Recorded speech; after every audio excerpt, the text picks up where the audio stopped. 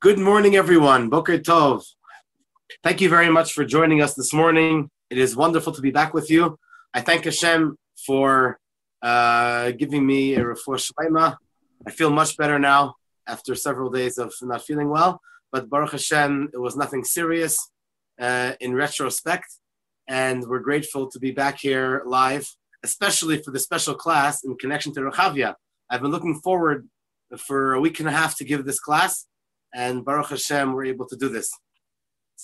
So first of all, I want to thank Raya and Mordechai for being so dedicated and enabling us to host this class this morning and every morning, and making sure that the other classes during the week have been taken care of properly. Thank you so much to Rabbi Diamond for giving the extra classes. I really appreciate it. And tonight we have a special lecture, live lecture with Rabbi Hirschler. We always look forward every few months to his lecture, and it's going to be connected to Purim. So now that we're already into the month, 30 days before the Chag, as it says in Halacha, we should start getting into the energy and the inspiration of the Chag. And so, Bezrat Hashem, we look forward to seeing everyone tonight at 7:30. Okay, so as I advertised about 10 minutes ago, that we're going to be talking about where does it say the word Rechavia in the Tehillim. So first, let me give you the easy answer. The easy answer is not in this chapter, but in the chapter right before. Bezrat Hashem, we'll get to that. We're obviously learning now chapter 119, Kuf Yutet. In Kuf Yutchet, that's part of the Hallel. And in the Hallel, if you come to Armenian, I like to say this word out loud because it's a nice feeling to give a bracha for Rechavia while we're saying the Hallel. So it says in Kuf Yutchet, in chapter 118, one chapter earlier, it says in the middle, Min ha-meitzar karasika, from the eng, I call out, from being tight and limited, I call out to Hashem, Anani v'merchavka, Hashem answers me from being broad, from being open. That's merchavia. Merchav, it's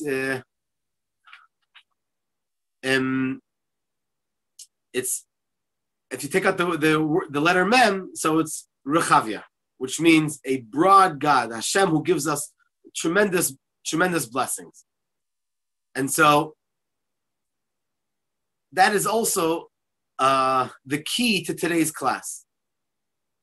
You have Meitzar, you have a situation which is limited and very, very constrained.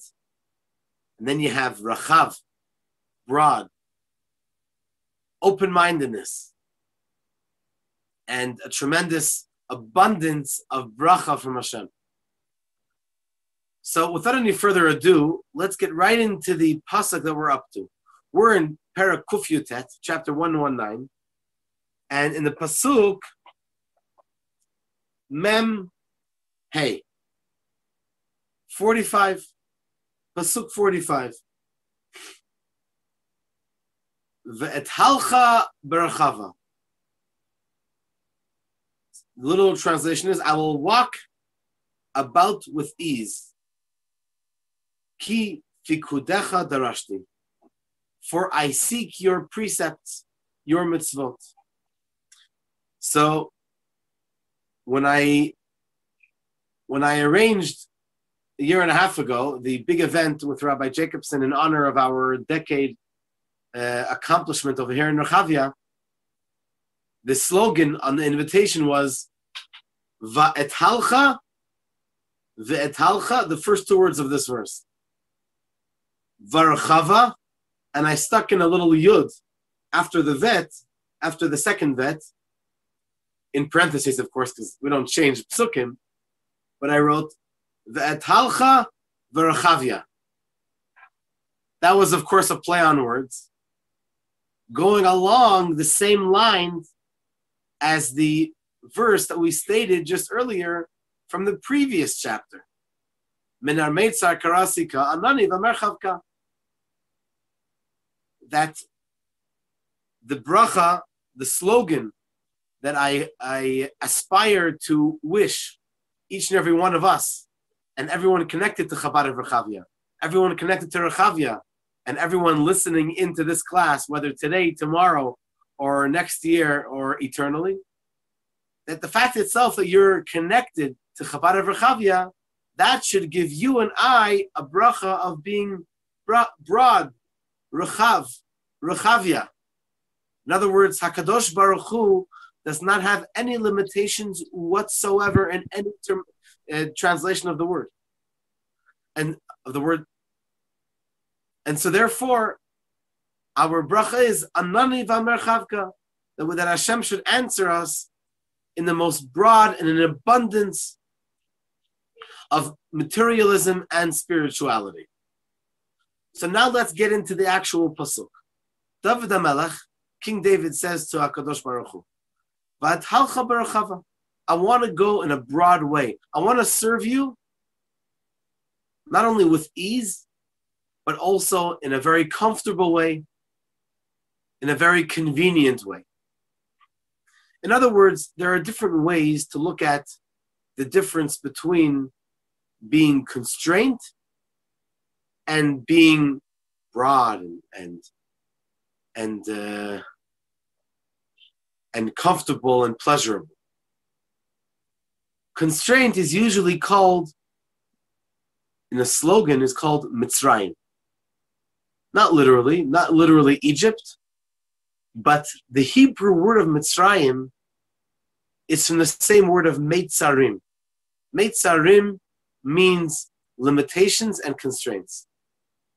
So one way we could look at Mitzrayim, constraints, versus Yetziat Mitzrayim, going out of Egypt, is that when you talk about the opposite of Kedusha, you talk about the impure forces, they are constrained. A person that is not free, a person that is, God forbid, incarcerated, cannot act in a broad way. Not only physically that their hands may be handcuffed, but also that it's a state of mind. They say even that a person that unfortunately had to experience sitting in jail, unfortunately, even when they come out, they have a mindset, they have they develop some kind of unfortunate personality, of course, unwillingly, but it's just the way it is. It has such a big impact on the person that they act in a way which is very, very constrained. And if a person doesn't, it shows on Gadluto, on his greatness. There's an amazing story that's told by Rabbi Shalom Ber Lipsker, the head shliach of the Rebbe in Bal Harbor, Florida. A tremendous shliach, a huge individual. He's spoken at our Chabad house a few times, and halavai soon the skies should open. He should come here more often, and we should have many more shluchim and great leaders come and join us. And Rabbi Lipsker, amongst the amazing things that he does, he founded the Aleph Institution, which the Aleph Institution helps people that are in jail. And one time he brought a group of people that had come out of jail. He brought them to the Rebbe's Farbrengen. He brought them to Karnitz for a Shabbos, and the Rebbe always did a Farbrengen depending on the situation, but he always came down at 1:30, about an hour after davening finished. So this particular Shabbos was 1:30, and the Rebbe usually came down on time, actually a minute early so he could start on time. And everyone knew that. But all of a sudden, this Shabbos, the Rebbe didn't come down at 1:30. They were wondering what happened. Then the Rebbe sent down his personal secretary, Rabbi Groner, of blessed memory. His yahrzeit is coming up soon, in about a month and a half. And Rabbi Groner said to Rabbi Lipsker that the Rebbe is waiting for the people of your group to spread out in between the Chassidim in order for him to come down and lead the Farbrengen. Because the Rebbe is afraid that if they're all sitting together as a group, everyone will where they came from, or maybe they do, but that will give them that will give them a feeling which is unwelcoming. And the Rebbe said, I want them to feel welcome. They shouldn't feel spotted out. They should feel part of the group. And so this is something which is so and then the Rebbe came down to the Farbrengen. This is something which is so sensitive because, as we said earlier, the idea of Mitzrayim, someone that experiences, God forbid, a situation which makes them constrained, you want to give them a feeling of pleasure, of open-mindedness, and not to feel so tied up.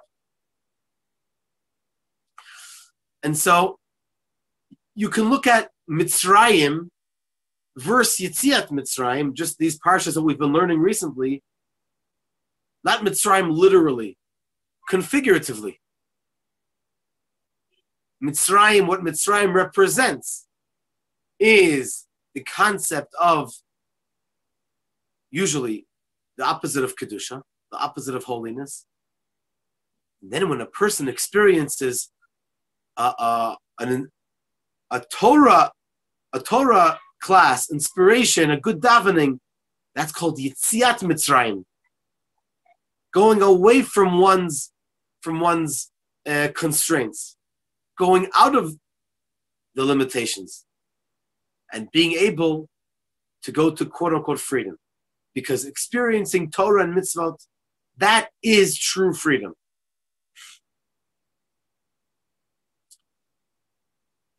Then you have something which is a little bit more sensitive. And that is that within Kedusha itself, you can have these two categories. You can have Mitzrayim, quote unquote.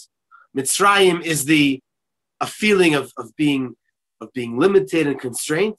And then you can have the Yetziat Mitzrayim, the exodus of Mitzrayim, the feeling of a breath of fresh air, and really the opposite of Mitzrayim. Where is that? It's a little bit more of a fine-tuned concept, and that is that a person can be very, very limited, very locked in to a certain way of life. They could say that I do mitzvahs this way, for example. This is how I was taught to do it when I was a child, and that's it. So you want to try to encourage the person to do the mitzvah in a better way, or to daven a little slower, the words to be more enunciated, or to buy a larger pair of tefillin, or a more beautiful Shabbat candlesticks, or many examples. Or if you have already a Megillah for Purim, you can get a nicer Megillah. Or instead of giving to two people the minimum of the Mishloach Manot minimum, one person, two items, give to more people, or tzedakah to more people, or larger amounts of tzedakah. Whatever it is, a person can have their own personal quote-unquote Mitzrayim. Limitations. And when a person experiences this, they might not realize it, because a person thinks, well, I'm doing the mitzvahs. What do you want for my life? Let me do the mitzvahs that I'm comfortable with doing. But if you want to open the person's eyes and show them what our pasuk is talking about over here in Kuf Yutet, Va'ethalcha Rechavia.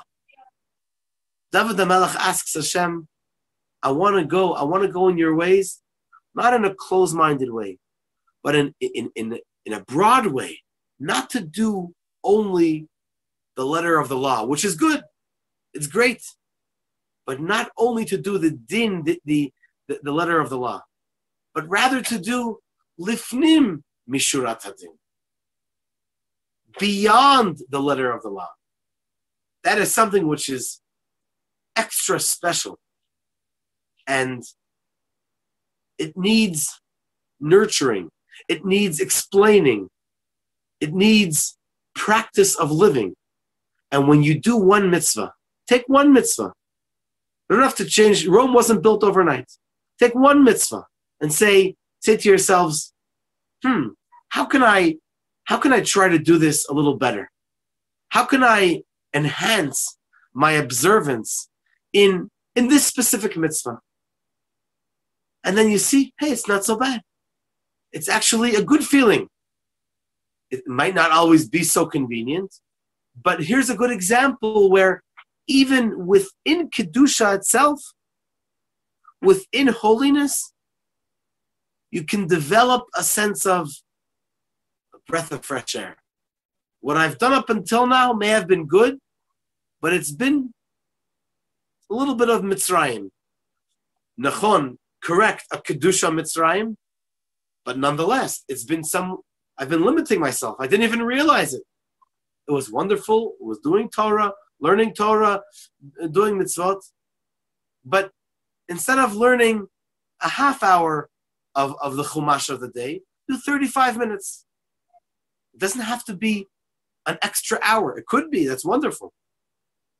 But sometimes it means learning a little deeper. There's a great Rav in Nachlat Har Chabad, which is a part of Kiryat Malachi.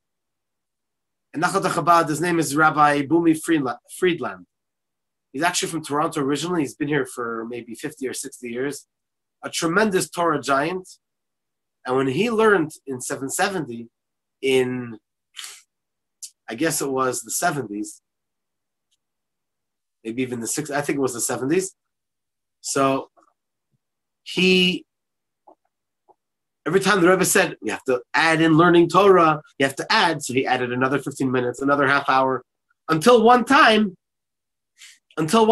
he came to the Rebbe at a private audience. Maybe it was before his birthday. Usually that's when the young Bachurim would have a Chassidut with the Rebbe. And he said to the Rebbe is telling me to add, but I don't have any, I'm learning for 24 hours. I don't have any more hours in the day. So if you would ask me, I would say, so get up 1 hour earlier and you'll be able to add an hour to the day. But obviously the Rebbe didn't say that. And the Rebbe said, when I say add, it doesn't necessarily mean in quantity. Sometimes it could also mean in quality. So instead of learning the Gemara, the Talmud, for example, just with the Rashi and the Tosfot, from now on, take upon yourself to learn also the Rosh, or the Rif, or the Marsha, or the Marshal, or the unbelievable commentaries on the Talmud, and you can go deeper and deeper, and the Talmud is a sea that never ends. It's unbelievable to learn the Talmud, to learn the Gemara.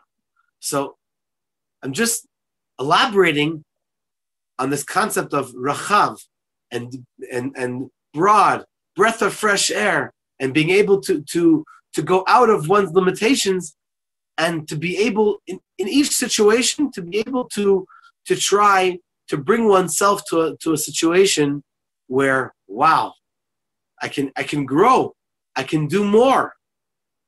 And it's so enjoyable, it's so pleasurable, because that's the opposite of being eng and tied up and limited and constrained. Just simply to go out of one's own limitations. And very often, it's psychological. The reason why a person feels constrained is because they put themselves in that situation. But if a person can put themselves in a situation where to change your mindset, so to speak, then that can be very, very beneficial to you and to the people around you. Now here is another explanation. Here's another explanation into how we can accomplish this idea of Vayethalcha Rechavia in the service of Hashem. You know, the Alter Rebbe says in the Tanya that, after all, we're learning the Tehillim. This is according to the teachings of Kabbalah and Chassidut.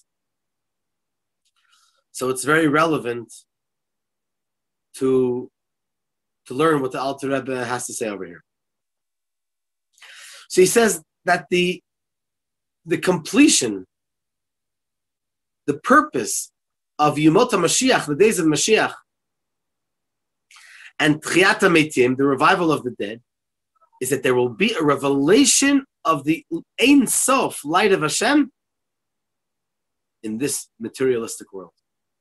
And all of that is dependent on our avodah, our service of Hashem, now, during the time of Galut. So that means that in all three pillars that the world stands on, Torah, avodah is davening, and Gemilut Chasadim, acts of kindness, they all need to be in a way of Va'et halcha berachava. It should be in a way of gishmak. Gishmak is a Yiddish word. I don't know if you want to look it up on Google after the class, but there are some words in Yiddish that you just can't explain in any language. And this is classically one of my examples of gishmak. Gishmak is something which is pleasurable, but it's not just pleasurable. Wow, how can I explain gishmak? Gishmak, you want to have a gishmak, a piece of herring. You know the schmaltz herring? That's gishmak. I haven't had it in a couple of years, but that's another story. But something which is gishmak, something which is really pleasurable, juicy, really gishmak, that's gishmak. And don't ask me to translate it into Hebrew or English or French or Russian. It's just not going to come out in the same, you know how you say the word gishmak? You could just, you don't even have to translate it. When the guy says gishmak in Yiddish, you know exactly what he's talking about. So you can also say gishmak for something which is a concept, a beautiful concept, a beautiful idea, a pleasurable idea to understand and to share. And on the other hand, we've been learning recently in the parshas of the week that Am Yisrael, what was the most important part of Am Yisrael was the fact that they had Kabbalat Ol, accepting upon themselves the yoke of Hashem. And even in this week, where we talk about the giving of the Torah, Am Yisrael said, Na'aseh v'nishma, we will do, and we will hear, we will learn. It's actually written in next week's parsha, but it happened before the giving of the Torah in this week's parsha. So, how do you balance these two seemingly opposite concepts? On one hand, we say that the foundation of Am Yisrael has to be Na'aseh, has to be something which you accept, even though you don't understand it, even though you don't feel it, even though you don't appreciate it. And on the other hand, you say, in our pasuk over here in Tehillim, we say, Vat halcha barchava. You should go in a broad way. You should, not Broadway in New York City, but in a broad sense, in a broad method, in a broad positive derech way. So how could you have the both? Either you accept upon yourself the yoke of Hashem, and you're working in a sense of it's the yoke, right? You don't always understand it. On the other hand, you want to do it for Rechavia, in a very enjoyable way, gishmak. A servant, a slave that does what its master said doesn't have any gishmak. But someone that serves Hashem, a son, a minister of the king, wow, of course there's gishmak. So how do we balance the two? So the answer is, what's the first thing we do in the morning? We say, Moda ani lefanecha melech chai v'kayam. Thank you, Hashem, for giving us our life back, our neshama back. Moda, thanking, comes from bittul, selflessness. And the concept of selflessness is like putting our own selves, our own minds, our own feelings to the side. That's the beginning of the day. In the davening, we say, Modim anachnu lach. Modim, we agree, we thank, we nullify ourselves to you, Hashem. But then, after davening, we sit down and we learn some Torah. And that is developing the understanding, the mind, the intellect, and also the feelings, the excitement. But also in the davening, we have the excitement of how great Hashem is. But that can only come as the continuation if we have the foundation of the Modeh Ani. The Modeh Ani is like what Am Yisrael had in Mitzrayim, and when they came out of Mitzrayim, and we did Nasa before Nishma, and we do it in every generation and also every morning. But that's in the beginning. Then comes the next step. Once we have the foundation, then we can move on to the Gishmak. The same thing is in learning Torah itself. Learning Torah itself. First, what's the first step? We say, Asher bachar banu mikol ha'amim, v'natan lanu et Torato. We do that special bracha. Thank you for choosing us from all other nations and giving us the Torah. And making ourselves batel, feeling ourselves like, excuse me, that we're nothing much.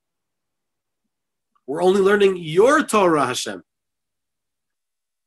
Once we've had that jump start of bitul, of selflessness, then we could open our minds to learn the Torah. So that's the healthy balance between having the Kabbalat Ol, accepting upon ourselves the yoke of Hashem, and on the other hand, the Gishmak, V'adhalcha Rechavia, to go to have a broad sense of service of Hashem. That is the goal. That is the goal, that a person should have an abundance of spirituality in their lives, an abundance of shefa, an abundance of materialism, so that we should be able to learn Torah and spread the word of Hashem all around our neighborhood, to people that we come in contact with, to give mishloach manot, to give matanot lavyonim, to as many people as possible,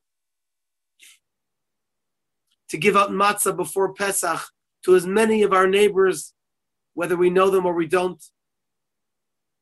That's the goal. Hopefully we can do that goal much earlier. We should bring ourselves to that goal, because that's the purpose. But halcha berachava, that we should go in a very broad way.